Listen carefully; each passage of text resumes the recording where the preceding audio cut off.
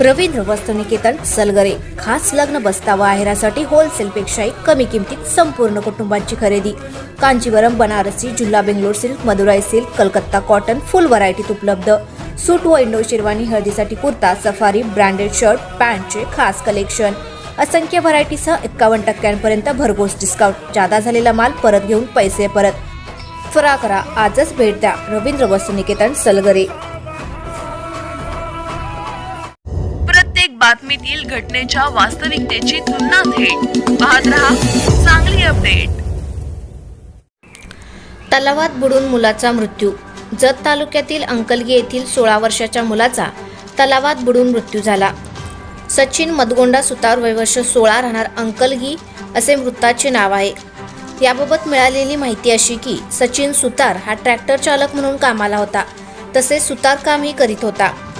रंगपंचमी असल्याने दिवसभर गावात मित्रांसमवेत रंग खेळत होता। दुपारी 1:30-2च्या दरम्यान करजगी तालुका जत रस्त्यालगत बेडर वस्ती नजीक अंकलगी तलावात पोहण्यासाठी गेला होता।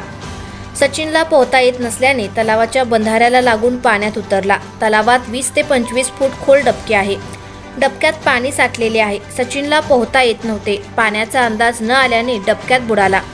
थोड्या वेळाने त्याचे मित्रही तेथे पोहण्यासाठी गेले, तेव्हा सचिन बुडत असलेला पाहून त्यांनी आरडाओरडा केला।